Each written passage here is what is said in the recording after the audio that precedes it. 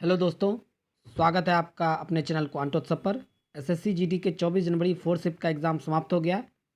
तो चलिए देखते हैं कि फोर्थ शिफ्ट में कौन कौन से प्रश्न पूछे गए थे। इस चैनल पे आपको हमेशा ही 100% रियल प्रश्न मिलेंगे, तो इसलिए आप इस चैनल को सब्सक्राइब करके बेल आइकन को प्रेस कर लीजिए ताकि मेरे नए वीडियो के नोटिफिकेशन आपको मिलते रहे। आइए वीडियो को शुरू करते हैं बिना देरी के। देखिए दोस्तों, पहला प्रश्न आया था कि आपातकाल किसके द्वारा लगाया जाता है। तो आपातकाल दोस्तों प्रधानमंत्री की सलाह पर राष्ट्रपति के द्वारा लगाया जाता है।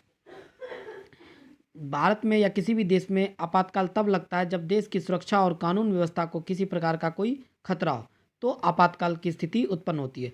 देखिए हमारे यहाँ 3 प्रकार के आपातकाल लगते हैं, जैसे जिसका वर्णन आपको 352 अनुच्छेद 352 में है, जिसमें कि राष्ट्रीय आपात, 356 में राष्ट्रपति आपात और 360 में वित्तीय आपात का वर्णन है। तो आने वाले शिफ्टों के लिए बहुत ही उपयोगी है, इसे आप जरूर ध्यान रखिएगा। अगला प्रश्न देखिए आपका, मोहिनीअट्टम किस राज्य का नृत्य है। दोस्तों देखिए अभी पिछले शिफ्ट में पूछा गया था कि मोहिनीअट्टम में किस देवता की पूजा की जाती है, तो विष्णु भगवान की पूजा की जाती है।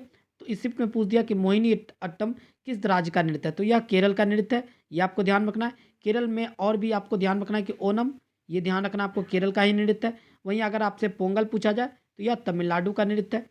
कथक पूछा जाए तो कथक आपका यूपी का है और कथकली केरल का है। तो ये इंपॉर्टेंट 4 है, ये आपको ध्यान रखना है दोस्तों। अगला प्रश्न देखिए कि अर्जुन पुरस्कार का शुरुआत कब से हुआ था, तो यह 1961 में ईस्वी में हुआ था। और अर्जुन पुरस्कार किस क्षेत्र में दिया जाता है, तो यह खेल भावना अनुशासन के लिए दिया जाता है। इस पुरस्कार की शुरुआत साल 1961 में हुई थी, तो यह आपको ध्यान रखना है। अगला प्रश्न है देखिए, सुप्रीम कोर्ट किस भाग में है? तो सुप्रीम कोर्ट आपको भाग 5 में है। वहीं अगर अनुच्छेद की बात की जाए तो यह 124 से 147 अनुच्छेद में वर्णित किया गया है। तो दोस्तों ये फैक्ट भी आपको ध्यान में रखना है। इससे जुड़े फैक्ट आप ये भी ध्यान में रख सकते हैं कि हाई कोर्ट का, सुप्रीम कोर्ट का, डिस्ट्रिक्ट कोर्ट का, ये सारे भी आप जरूर पढ़ लीजिएगा एक बार, क्योंकि आने वाले शिफ्टों के लिए बहुत ही उपयोगी हो सकता है।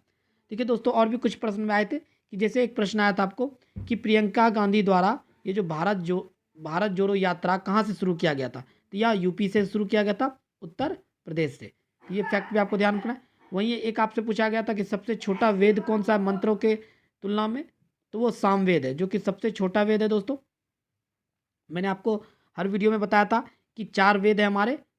First one is Rigveda, Samaveda, Yajurveda and Atharvaveda. इसको आप ट्रिक से याद रख सकते हैं। रशिया ये ऑर्डर वाइज है, सबसे पहला वेद ऋग्वेद, देन सामवेद, यजुर्वेद और अथर्ववेद। क्लियर है दोस्तों। अब देखिए कुछ हिंदी के भी प्रश्न देख लेते हैं। जैसे आपसे एक पूछा गया था शेर का पर्यायवाची शब्द क्या होता है, तो शेर का पर्यायवाची आपका हो जाएगा वनराज, सिंह, केसरी, पंचमुख, पशुराज, मृगराज, ये सब शेर के पर्यायवाची शब्द है। वहीं अमृत का पर्यायवाची शब्द पूछा गया था, जो कि अमृत का होता है सुधा, सोम, पीयूष, अमेय, ये सब अमृत के पर्यायवाची शब्द हुए। एक देखिए मुहावरा आया था कि ऊंची दुकान फीका पकवान, मुहावरा का अर्थ क्या होता है, तो इसका अर्थ होता है कि दिखावा ज़्यादा करना जबकि गुण बहुत ही कम होना, उसे कहते हैं हम लोग ऊंची दुकान फीका पकवान। एक देखिए मुहावरा आया था कि चांद पर थूकना, मुहावरा का अर्थ क्या होता है, तो इसका अर्थ होता है कि महान पुरुष पर लांछन लगाकर स्वयं अपमानित होना, या फिर बढ़ चढ़ कर बातें करना, या महत्वाकांक्षी होना। तो दोस्तों फिलहाल इतने ही प्रश्न मिले। अगर आपका भी शिफ्ट में एग्जाम है तो आप अपने प्रश्न जरूर हमें भेजिए और हमारे टेलीग्राम चैनल से जुड़ जाइए। वहाँ आपको हर दिन के हर शिफ्ट की PDF आपको मिल जाएगी, वो भी एक्स्ट्रा फैक्ट के साथ। तो चलिए मिलते हैं अगले वीडियो में, तब तक ले जय हिंद, जय भारत।